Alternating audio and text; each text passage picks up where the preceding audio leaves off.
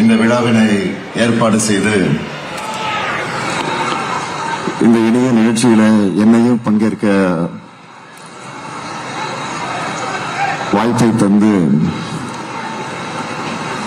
இன்றைக்கு உங்கள் முன்னால் என்னை நிறுத்தி வைத்திருக்கக்கூடிய மக்கள் நீதி மையத்தினுடைய தலைவர்,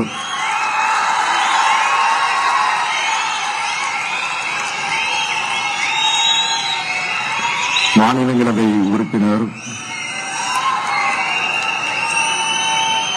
என்னுடைய மதிப்பிற்குரிய திரு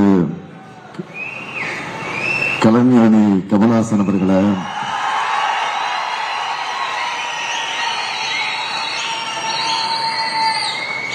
வரவேற்பு இருக்கக்கூடிய அமைச்சர் பெருமக்கள், நேரு அவர்களே, மூர்த்தி அவர்களே, பிடிஆர் பழனிவேல்ராஜன் அவர்களே,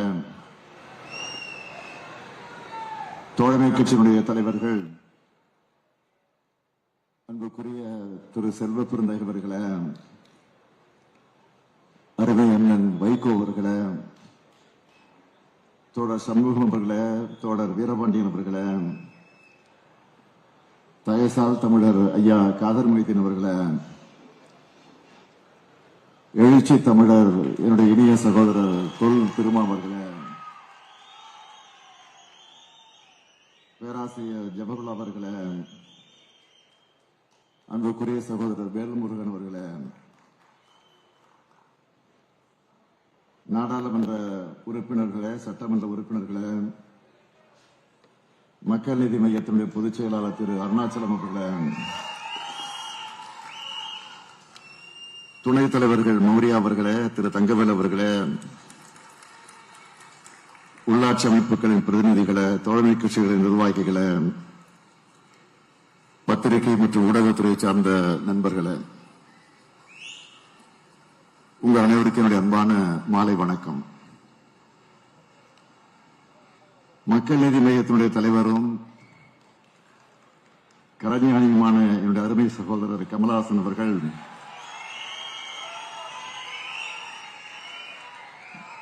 மரபோம் என அவருக்கே உரிய பாணியில்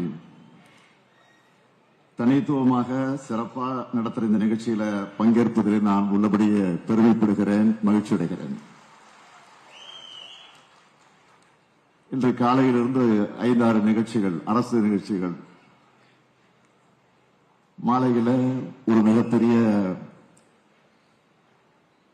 தேர்தல் களத்தில் பணியாற்றக்கூடிய பாக முகவர்களின் மாநாடு,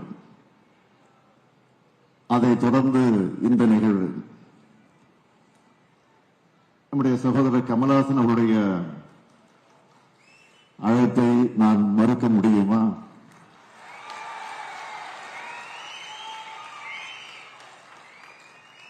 நான் எண்ணி பார்க்கிறேன், முரசொலியுடைய பவள விழா நிகழ்ச்சியில் அவர் கலந்து கொண்டு அவர் ஆற்றிய அந்த உரையும் இதுவரையில் என்னால் மறக்க முடியாது. அந்த நட்பு உணர்வோடு தான், சகோதர பாசத்தோடு தான் இந்த நிகழ்ச்சிக்கு நான் வந்திருக்கிறேன். திரு கமல் அவர்கள் திரைப்படத்தில் ஒரு டைலாக் பேசியிருப்பார், மறதி ஒரு தேசிய வியாதியினர்.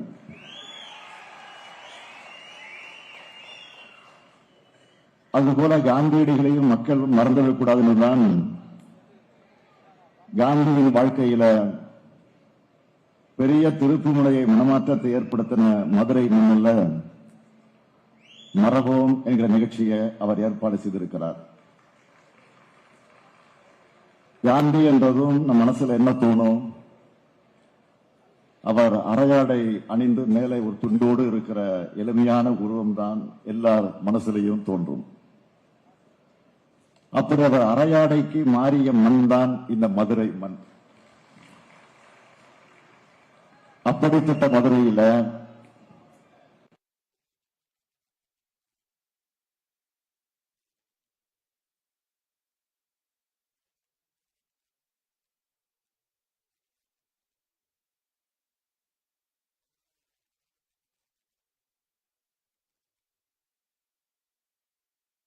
இப்போ நம்முடைய திராவிட மாடல் ஆட்சி அமைஞ்சு இந்த அருங்காட்சியகத்தை புதுப்பிக்கும் பணிகளுக்காக 10 கோடி ரூபாய் செலவில் அந்த பணி நடந்து கொண்டிருப்பதை நீங்கள் பார்த்துக் கொண்டிருக்கிறீர்கள்.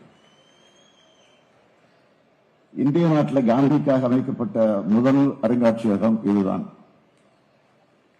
அண்ணல் சுடப்பட்ட அணிந்திருந்த ரத்தக்கரை படிந்த வேஷ்டி இங்கதான் இருக்கு. அவர் பயன்படுத்தின பொருட்கள் எல்லாம் இங்கே இருக்கு. காந்தியடிகளை தமிழர்கள் மறவோம் என்பது அடையாளம் தான் இந்த அருங்காட்சியகம். இந்த நேரத்தை தந்தை பெரியார் அவர்களை நினைச்சு பார்க்கிறேன்.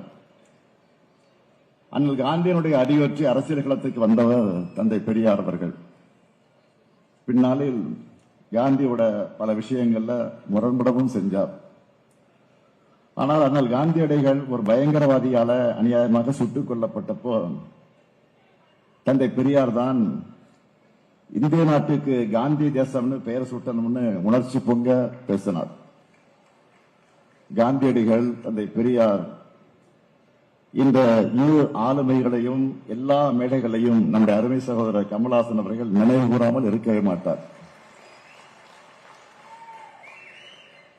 தன்னுடைய தந்தை காந்தியை தொட்டு அவருடைய காலனா நிதி அளிச்சதா பெருமையோடு அவர் சொல்லி இருக்கிறார். நான் இந்த நிகழ்ச்சி எப்படி பார்க்கிறேன் என்று சொன்னால், தன்னோட ஹேராம் படத்திலையும் காந்தியடிகளை கொல்லணும்னு கிளம்புற ஒரு கதாபாத்திரம் இறுதியில திருந்துவதை காட்டியிருப்பார். வெறுப்பரசியல மூர்க்கமாக திணிக்கிற ஒரு கட்சி, ஒரு கொள்கை ஒன்றியத்தில் ஆளும் காலத்துல காந்தியத்தை நம்ம நாடு இருக பற்றி கொள்ளணும்னு வலியுறுத்துற நிகழ்வு தான் இந்த நிகழ்வு. கமல் அவர்கள் அடிக்கடி சொல்வது போல, நாமும் காந்திய பிறரில் தேடாமல் காந்தியாக மாறுவோம், இதனை மறவோம் என்பதற்காகவே இந்த நிகழ்ச்சி. எல்லா மாற்றங்களும் தன்னிலிருந்து உருவாகணும்னு சொன்னவர் காந்தியடிகள். அதைத்தான் நம்முடைய கமல் அவர்களும் சொல்றார். எனக்கு எழுதின கடிதத்தில் கூட இன்றைய இந்தியா உலகம் எதிர்கொள்ளும் முரண்கள், தனிவாழ்வில் ஏற்பட்டிருக்க சவால்கள் ஆகியவை காந்தியாரின் தேவையை முன்னெடுப்பதையும் விட அதிகரிச்சிருக்குன்னு கமல் அவர்கள் குறிப்பிட்டிருந்தார். காந்தியடிகளை மக்களோட மனசுல இருந்து எப்படியாவது அகற்றிட வேண்டும் என்று இன்றைய ஒன்றிய அரசு, பாஜக அரசு திட்டமிட்டு துடிச்சுக்கிட்டு இருக்கு. காந்திய கொள்கைகளை அழிக்கணும்னு என்ற நிலையிலிருந்து இப்ப காந்தி என்கிற பேரே இருக்கக்கூடாதுன்னு என்கிற அந்த இடத்திற்கு அவங்க நகர்ந்திருக்காங்க. அதுக்கு எடுத்துக்காட்டு தான் 100 நாள் வேலை திட்டத்திலிருந்து காந்தியடிகள் பேரை நீக்கினது. அடுத்து கரன்சி நோட்ல இருந்தும் காந்தி படத்தை எடுத்தாலும் எடுத்துருவாங்க. என்னை பொறுத்த வரைக்கும் ஒற்றைத்துவத்துக்கு எதிரானவர் காந்தி. இந்து முஸ்லிம் ஒற்றுமை அடையாளம் காந்தி. மத நல்லிணக்கத்துக்கான மகத்தான மந்திரம் காந்தி. இந்தியா அனைவருக்குமான நாடு என்ற கருத்தியல் தான் காந்தி. நான் கொல்லப்பட்டாலும் கூட ராம், ரஹீம் என்கிற பெயர்கள் அடிக்கடி உச்சரிப்பதை விடமாட்டேன். இரண்டும் ஒரே கடவுளின் பெயர்கள் என்று சொன்னவர் காந்தி. இதனால்தான் மதத்தை வச்சு அரசியல் பிழைப்பு நடத்துற அற்பர்களுக்கு காந்திய பிடிக்கிறது இல்லை. அண்மையில் பாஜகவை சேர்ந்த ஒரு முதலமைச்சரை முஸ்லிம்களுக்கு எதிராக வன்முறையை தூண்டுறத பார்த்திருப்பீங்க. இதை சொல்லவே நமக்கு வெட்கமா இருக்கு. ஆனா எந்த வெட்கமும் இல்லாம இப்படியான செயல்கள்ல அவங்க ஈடுபடுறாங்க. சமூக ரீதியா, கல்வி ரீதியா பிற்படுத்தப்பட்ட முஸ்லிம்களுக்கு இடஒதுக்கீடு கூட இருக்கக்கூடாதுன்னு நினைக்கிறாங்க. கிறிஸ்துமஸ் அன்னைக்கு கிறிஸ்துவர்கள் மேல தாக்குதல் நடத்துறாங்க. மாற்றுத்திறனாளி என்று கூட பார்க்காமல் சிறுமி மேல தாக்குதல் நடத்துறாங்க. தமிழ்நாட்டில் இப்படியான சம்பவங்கள் அரங்கேற்ற வேண்டும் என்று வெறி பிடிச்சு அலையறாங்க. நம்ம அரசும் உங்களை போன்ற தோழமை கட்சிகளும் இருக்கும் வரை அதை நாங்கள் நடக்க விடவே மாட்டோம். மண்டோ என்ற புகழ்பெற்ற எழுத்தாளர் இந்தியா பாகிஸ்தான் பிரிவினையும் போது நடந்த வன்முறையை பார்த்து என்ன சொன்னார் தெரியுமா? முட்டாள்களே, லட்சம் முஸ்லிம்கள் கொல்லப்பட்டனர், லட்சம் இந்துக்கள் கொல்லப்பட்டனர் எழுதாதீங்க, 2 லட்சம் மனிதர்கள் கொல்லப்பட்டனர் என்று எழுதுங்கள்னு மனம் விரும்பி சொன்னார். அவர் சொன்னது சரிதான். மதம் பிடிக்காம மக்களை பக்குவப்படுத்துவதுதான் மதங்களின் வேலை.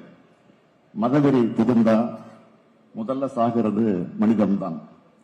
இதை நல்லா உணர்ந்திருக்கிற காரணத்தால் தான் வெறுப்பை புறந்தள்ளி தமிழ்நாடு வளர்ச்சி பாதையில் போகுது.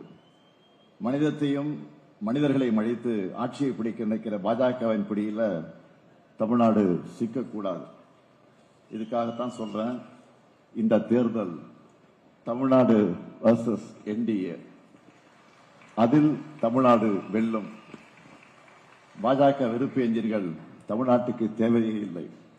காந்தியடிகளின் மத நல்லிணக்கமும் தந்தை பெரியாரின் பகுத்தறிவு சமூக நீதி பார்வையும் தான் தமிழ்நாட்டுக்கு தேவை, இந்தியாவுக்கும் தேவை. அந்த அடிப்படையில் தான் மதச்சார்பற்ற முற்போக்கு கூட்டணியில் சகோதரர் கமலஹாசனின் மக்கள் நீதி மையமும் இணைந்திருக்கு. சிலர் சொல்லுவாங்க, சகோதரர் கமல் பேசுறது எங்களுக்கு புரியலன்னு. அவங்களுக்கு புரியாம இல்ல, ஆனா புரிஞ்சிக்க கூடாதுன்னு நினைக்கிறாங்க. மீடியா மைக் முன்னால புலம்பிட்டு இருந்தவங்க இப்ப பார்லிமெண்ட் மைக்கிலையும் சகோதரர் கமல் புலம்பு வச்சுட்டா இருக்கோம். அதுக்காக என்னுடைய பாராட்டுக்கள், வாழ்த்துக்கள். அது மட்டுமல்ல, அவர் தொடங்கின மக்கள் நீதி மையம் 9ஆம் ஆண்டுல அடியெடுத்து வச்சிருக்கக்கூடிய வேளையில சமநீதிக்காகவும் சமூக நீதிக்காகவும் உங்கள் குரல் தொடர்ந்து ஒலிக்கட்டும் என வாழ்த்துகிறேன். அன்பின் பாதை சேர்ந்தவருக்கு முடிவே இல்லையடா என்பது சகோதரர் கமலினுடைய பாதம் பெறுகிறது. அப்படி அன்பின் பாதையை வலியுறுத்திய காந்தியை மறவோம், காந்தியின் கொள்கைகளை காக்க வெல்வோம் ஒன்றாக. நன்றி, வணக்கம். ஆளுமை மிக்க உரையை தந்த எங்கள் அன்பு முதல்வருக்கு நன்றிகள். முதல்வர் அவர்களுக்கு நம்மவர் நம் தலைவர் சிறப்பு செய்கிறார்.